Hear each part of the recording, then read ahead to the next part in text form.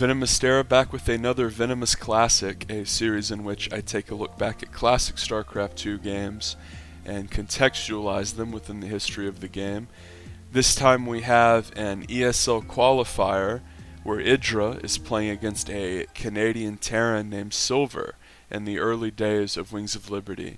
And you can tell it's the early days of Wings of Liberty because they are playing on Metalopolis here, and IdrA has actually spawned in close positions by ground, which is extremely bad for Zerg and was something that would actually be patched out by Blizzard because it was so imbalanced.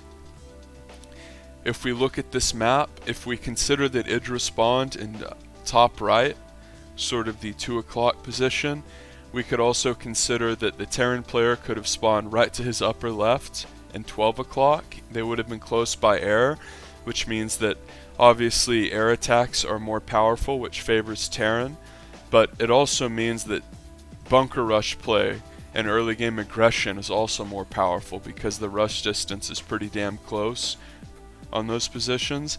And then we could have IdrA where he is, and then the Terran in the bottom left, which is cross positions, which is exactly where the Zerg wants things, especially a committed macro Zerg like IdrA.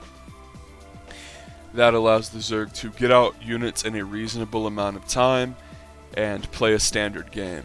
And then we have close by ground positions, which is laughably good for Terran. It makes life for Zerg a living hell. The terrain is extremely poor for Zerg, whether it be the high ground gold base or the high ground at the third. It makes the game very hard for Zerg to take a third of any kind. It makes it very hard for Zerg to even defend their natural. And in many times, games like this will just defend basically before the games like this will end basically before they even start, because the Terran has so many aggressive options against Zerg, like we saw in IdrA versus MVP Game 3 in the GSL in 2010. But also, there are just so many pressures against Zerg, while the Zerg player will often be so wary that he just goes for an aggressive build himself, even if it seems unlikely to work out, because it's so hard to win in these positions. And to make matters even more difficult, Silver has blocked IdrA in with a bunker. So IdrA knows that it's close by ground positions, but there are just so few options here for Zerg off of one base. You pretty much have the laughably bad 3-range Roach attack, which is like just not even worth doing, and you have the 1 base Ling Bane all in, which is held by like 80% of the builds that Terrans do, even if they don't scout you. So IdrA pretty much has to take a natural here. And here we see something that really fell out of style pretty quickly. This is the low ground wall. This was good because you could build the barracks out and it would help you defend your natural expansion, and you could hide Marines behind it. But eventually, this was just sort of rendered inferior to the standard barracks depot wall at the top of the ramp. This was more of a Brood War build. You build your production facilities as a sort of choke to help your natural, but that was really only done because the depots in Brood War couldn't lower.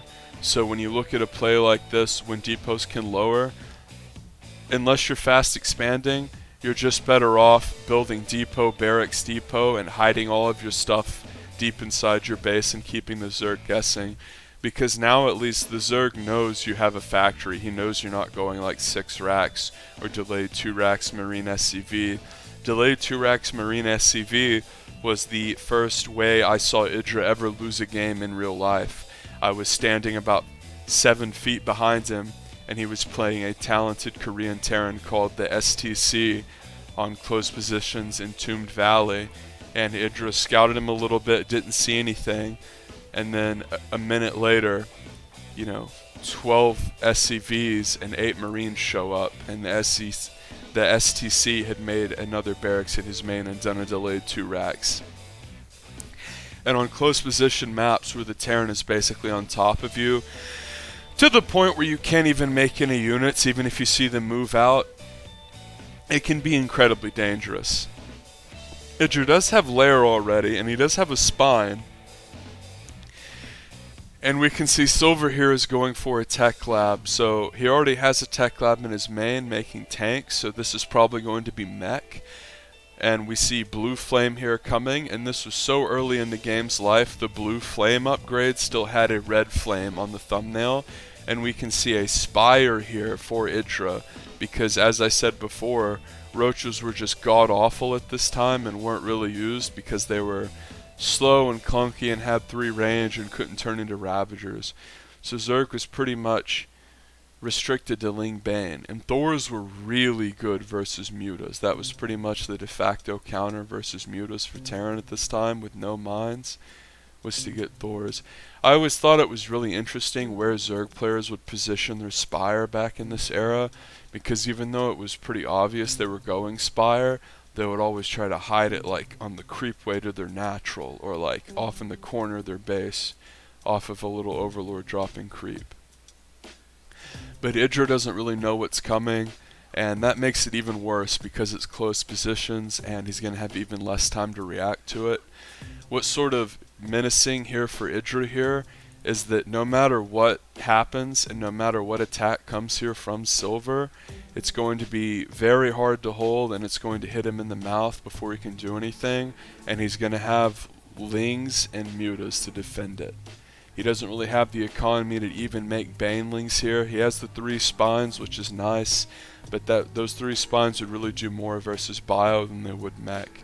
So Silver here is going for just pretty idiotic 1 base mech push, and Overlords are so slow, IdrA couldn't have really ever effectively scouted with the Thors out, and because of close positions, Silver will just be at IdrA's base in a moment's notice, and with 3 spines here, IdrA has some defense, but Thors and tanks just decimate spine crawlers, so we'll see what the Terran player is going to do here, who Puzzling is going for an incredibly delayed CC, so he's not completely all in, and IdrA will counterattack with Mutas, but whenever your counterattack is 5 feet away, it doesn't really serve the same purpose of a normal counterattack. So IdrA instead will focus a tech lab here, and you might have been saying, well, what was that researching? Back in this time, whenever you made any factory unit with tech lab, the tech lab glowed up green, so it was even less information for Zerg to be able to observe.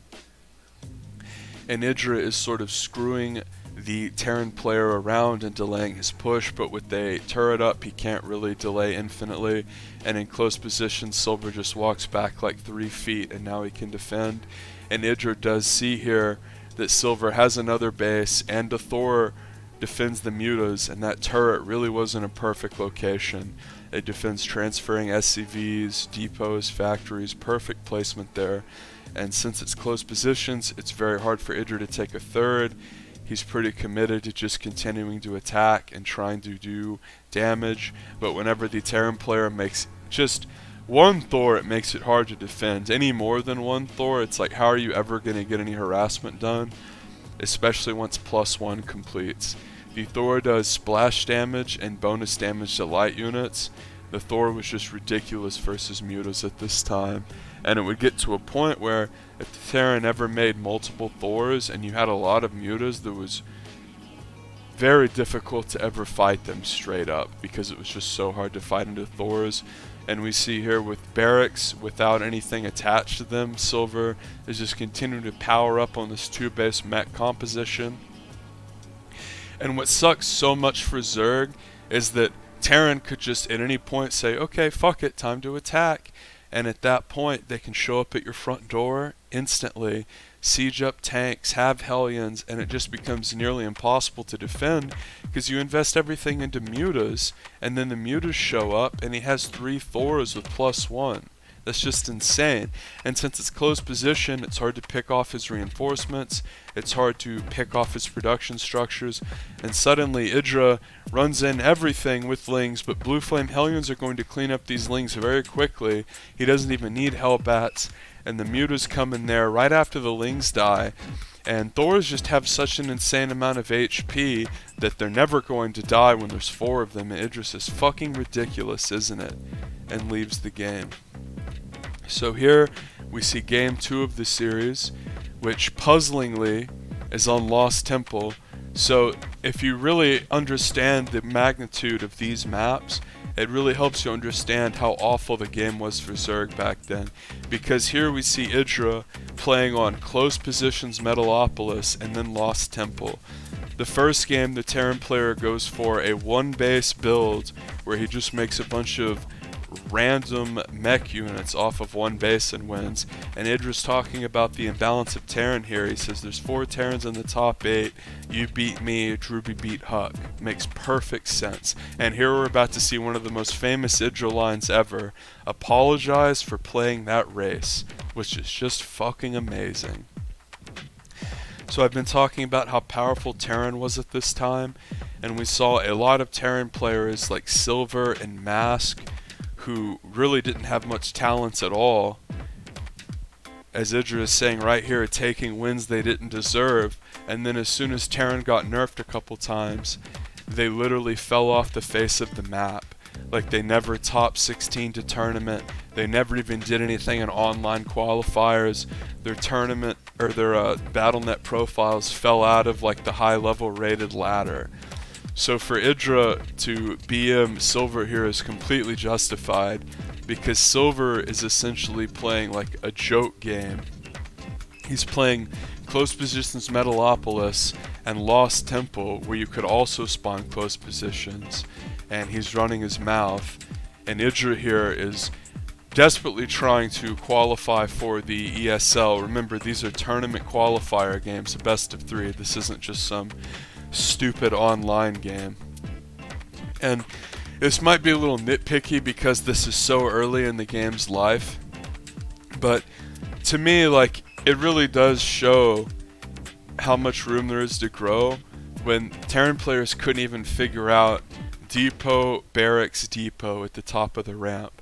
I remember in the second ever GSL, Nest-T versus Marine King, where Marine King essentially tries to all-in Nest-T like in fucking like 6 out of the 7 games. Nest-T is defending these 2-racks bunker rushes.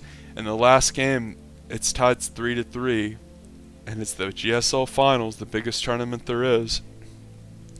And they get Metalopolis, and just like IdrA had to play against last game, Jesus Christ, it's close positions. Like, just should be unwinnable for Zerg. But Terran players got to steal so many undeserved wins, and it was so laughably easy that they couldn't even get the basics right. Like, Terran players for so long could just do 2-racks and like rally Marines at the Zerg's natural with salvage bunkers in close positions that they could steal undeserved wins, where they never really figured out how to properly play.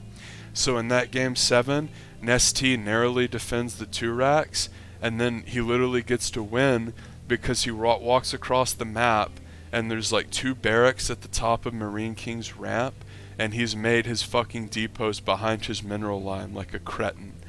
Like, you might have your StarCraft player that just started and would say like, well, I'll make my first depot behind the mineral line because it'll save like 3 seconds and I'll have more money to mine with my SCVs. And like, maybe in a matchup like ZvT where you don't have to wall in at all, it doesn't help, that might be useful. But we see here it's a TVZ, and the natural choke is like at least like 5 depots wide, and Silver is just idiotically building his depots at random in his base. Like, you could literally go on and on for 10 minutes talking about like the different places he could have built his depots in which it would have been more beneficial than just along the southeast corner of his main, which literally doesn't help at all. He could have built them in a line along his natural choke. He could have built them 3 at the top of the ramp, at the top of his main ramp. He could have built the standard 1 depot, barracks, 1 depot at the top of the ramp and prevented all scouting. He could have built them at the corner of his main to defend against Nidus, which, even though IdrA's not cheesy, considering the high ground on Lost Temple, there's a decent chance Zerg might try something cheesy. But no, instead he just builds them in a retarded location and chooses to expose his barracks and factory on the low ground. And remember, like, the factory is researching something right now, and if it were to have to lift or it got destroyed, the research would be cancelled. So the research just finished. It was obviously siege tank, siege mode, which you had to research back then, and a Viking is on the way too to kill Ovies. So this is the standard Lost Temple. I'm going to rush out a drop on your cliff play. As soon as he gets the medevac after the one tank, he goes. He brings the Marines too, because the Marines can kill Ovies, and obviously the spine crawlers are outranged by the tank. And this was, I mean, Silver's just fucking up the micro here. All he has to do is clear that bottom right Ovi. But even if he screwed, like you can see, he didn't even execute it well, and he's going to kill the natural. Remember, there's no Ravagers here. Roaches have 3 range. You still have to get Lair to get fucking Roach speed. And IdrA's trying to go drops to defend his cliff, but can't. So, even though Silver positioned all of his buildings incorrectly, basically showed off what he was doing at the bottom of his ramp, it's still virtually impossible to defend, because it's Lost Temple. You have a fucking cliff over your natural. And it's interesting to and we see Silver has 2 tanks here in his main. There's no way he'll ever die to this. Like, this sort of game would look really imbalanced against Zerg if it was Legacy of the Void and they had like twice as many aggressive options. But in this time, you don't have Ravager, it's harder to get Overlord speed, it's harder to get drop, there's no Lurker, Mutas don't regen. Like, the game is way harder for Zerg, and Zerg has way less tools, and IdrA GG's by saying, "You're a joke." So that was game 2. IdrA loses in the qualifier for an important tournament, 0-2. And to me, this really signifies how impressive it is whenever Zerg players from 2010 and 2011 were able to win on these laughably imbalanced maps. Because even though IdrA really didn't do anything wrong and had his head on straight and tried to really play to the map, like going drop on Lost Temple to try to defend the high ground, on some level it was impossible. So I thought I would cast these old classic games where IdrA does lose against Terran players who are never heard from again in a year. And it's not to laugh at IdrA and say, "Oh look, IdrA rage, lol." It's to sort of point out, like, IdrA said all this stuff about the game and how it would progress, and these other players, these Canadian Protosses like IdrA and Mask and Silver, about them being flash in the pan, and as soon as Terran got fixed they'd disappear, and he was right about all of it. So enjoy, and the link will be in the description.